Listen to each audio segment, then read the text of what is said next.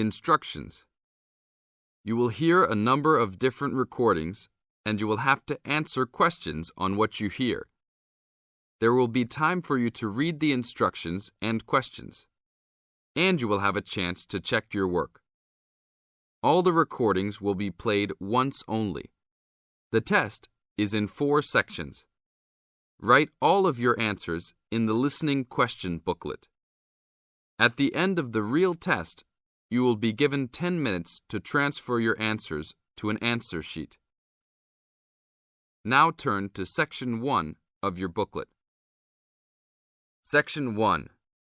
You are going to hear a conversation which happened in a travel agency. First, you have some time to look at questions 1 to 5.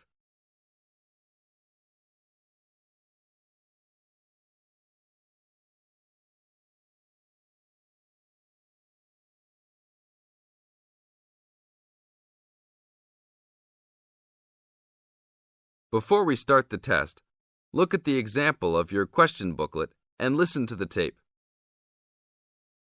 Hi, I would like to make a reservation for a round-trip plane ticket from London to New York.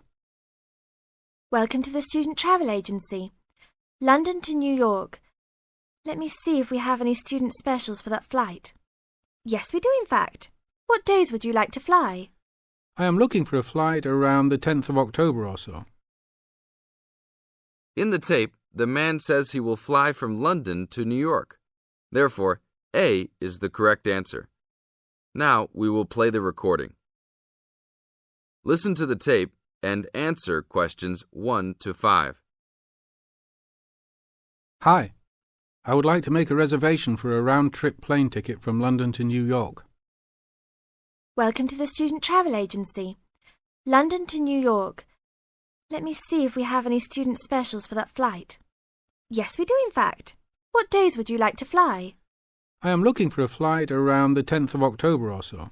And how about your return date? Ideally, the 31st of October.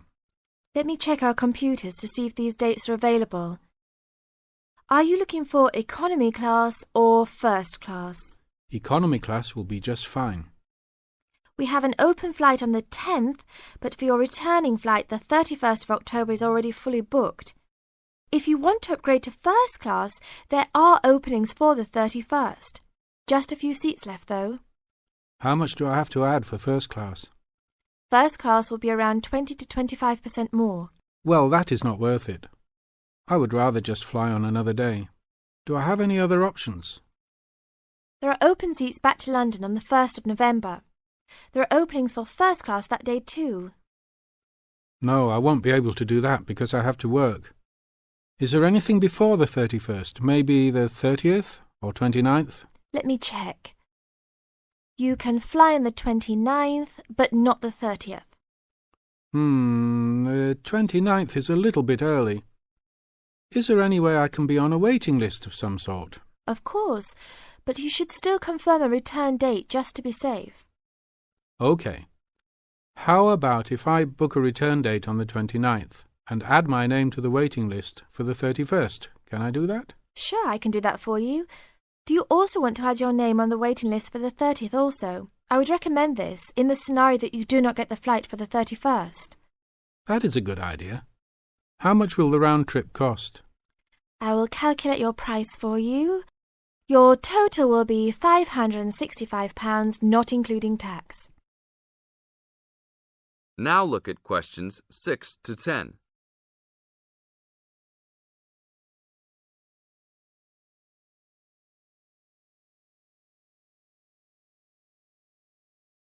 Now listen to the tape and answer questions 6 to 10.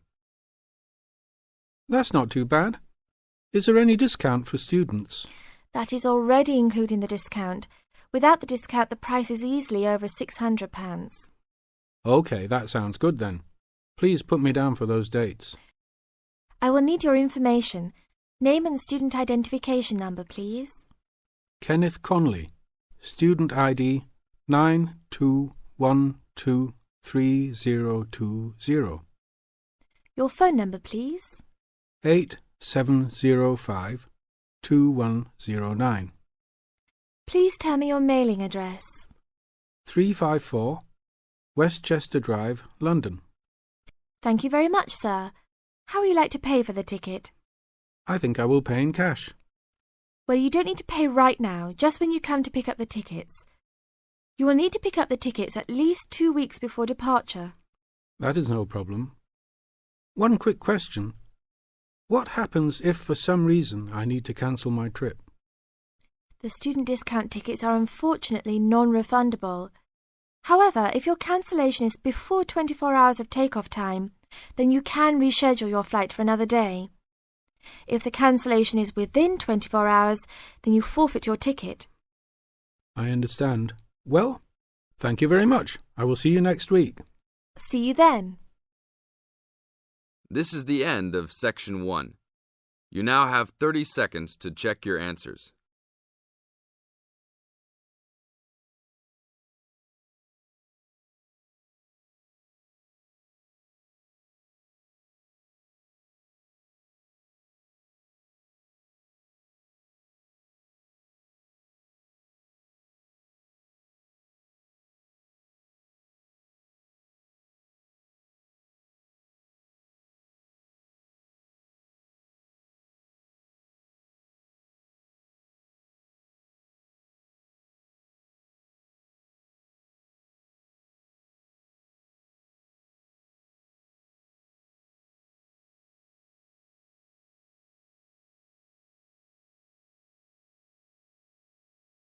Now turn to Section 2. Section 2. You are going to hear a lecture about the Miners Hotel. First, you have some time to look at questions 11 to 14.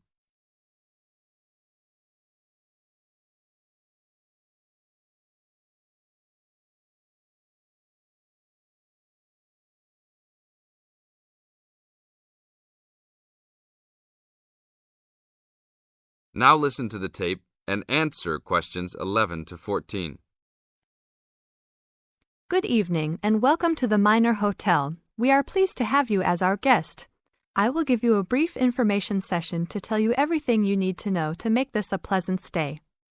The Miner Hotel was built in the 1850s, during the Gold Rush period, also nicknaming our state the Golden State.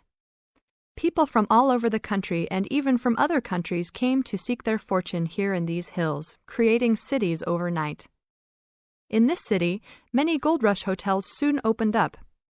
This particular hotel was built in 1851, but was destroyed during an earthquake. It was rebuilt in 1995 to recreate the feel of the Gold Rush, complete with articles and actual photographs from during the 1850s. Our hotel is divided into two buildings, one called the Gold Tower and the other is named the Fortune Tower. You will be staying in the Fortune Tower on the 25th floor, complete with great views of the city. Your room is the best room in the hotel, complete with private living room and hot tub. Here is your room card. On the card it will say FT, meaning Fortune Tower. On the bottom of the card it will say 2515.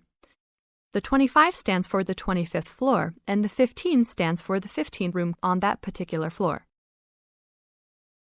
Now look at questions 15 to 20.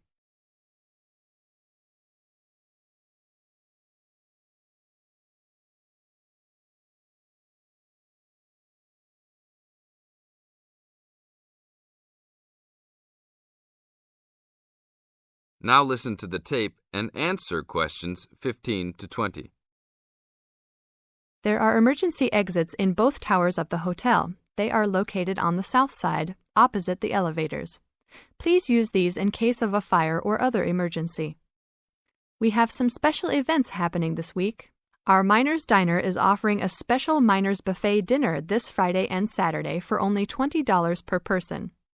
This special includes all food, not including drinks and alcohol, and shows for the night. The buffet will be available from 5 to midnight. Because of the historical significance of our hotel, there are some special rules. The first rule is that there is no smoking allowed anywhere in the building, not even in your own room. This is not only to ensure the safety and health of our guests, but also the furniture and pictures can be easily damaged by smoke and other harsh treatment. Please remember that there are items of furniture over 100 years old here, so respect the rules by not smoking. Secondly, please do not take pictures using a flash of any of the drawings and paintings in the rooms or hallways, as they are old and fragile. We are doing our best to preserve a national treasure, so please help us in doing so. Lastly, you will only have one set of towels and bed sheets per 3 days. This is to conserve the water supply, as there are frequent droughts this high up in the hills. If there are any further questions, the staff of the hotel will be available to answer your questions. In the event that no one is able to answer your questions, I will also be available from 8 a.m. to 5 p.m. each day in the concierge. I hope you enjoy your stay here with us. Thank you very much. This is the end of Section 2. You now have 30 seconds to check your answers.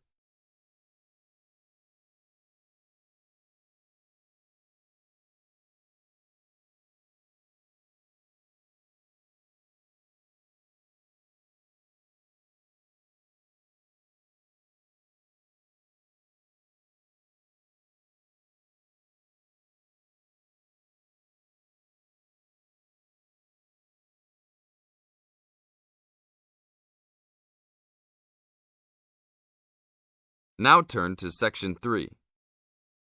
Section 3. You are going to hear a conversation between an interviewer and a professor. First, you have some time to look at questions 21 to 26.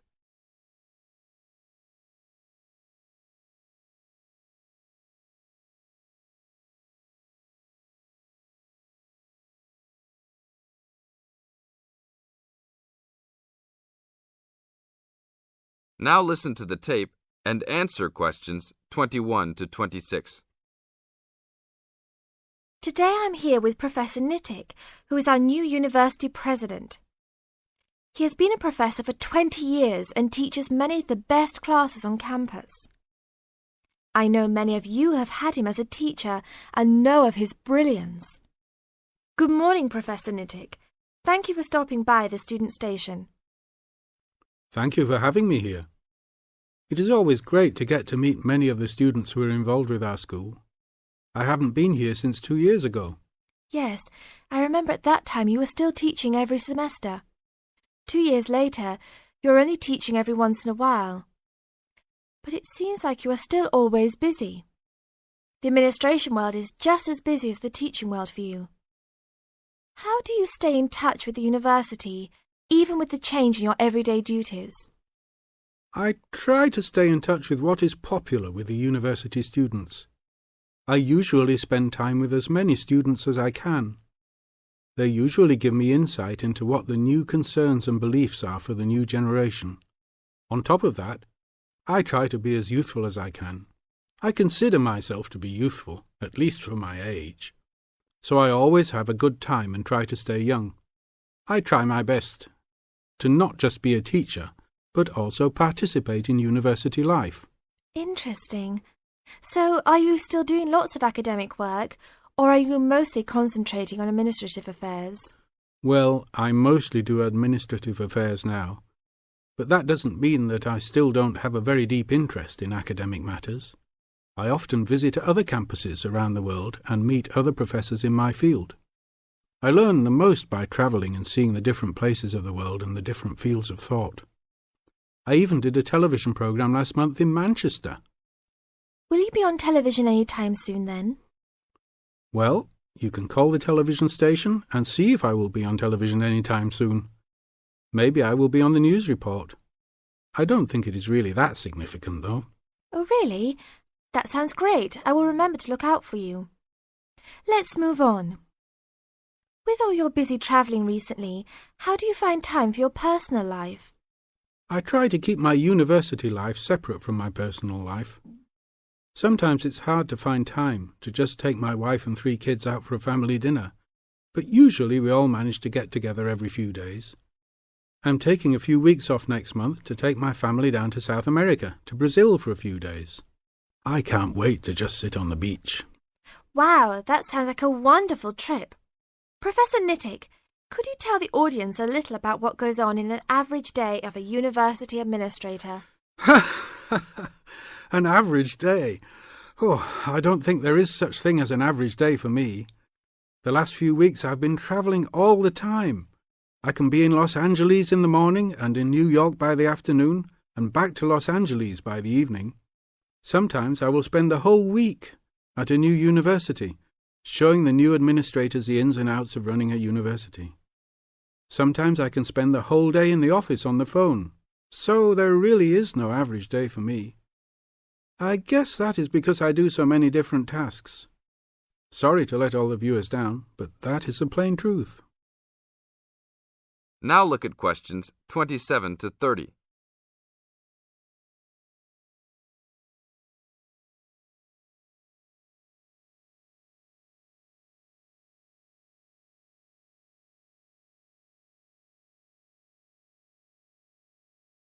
Now listen to the tape and answer questions 27 to 30. Well, I guess I can sum it up for them.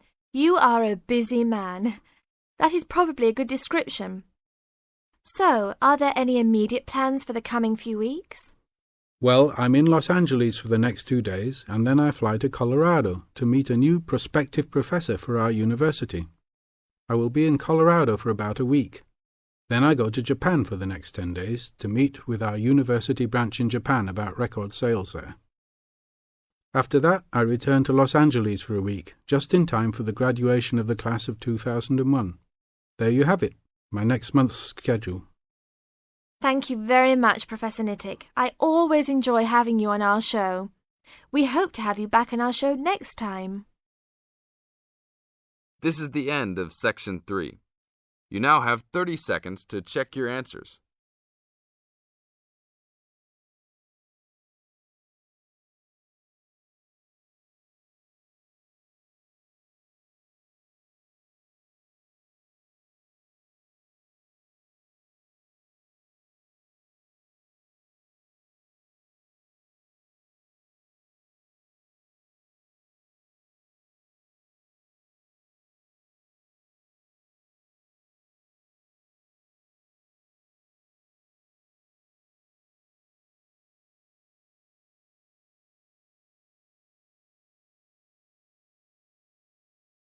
Section 4.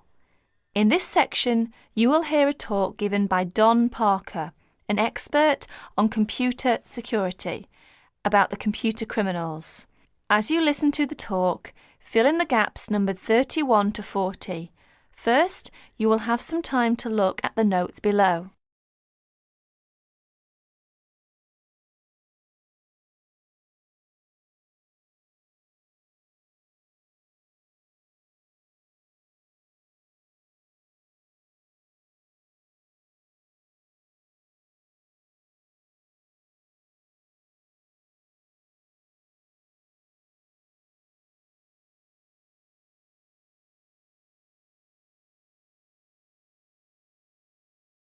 Now listen to the talk. Hi there. As an expert on computer security, my job is to oversee and analyse the phenomenon in computer users. Computer has been commonplace in our daily life, make our life and work efficiently and lively. However, with the development of the computer technology, computer crime has come to arise more people's attention.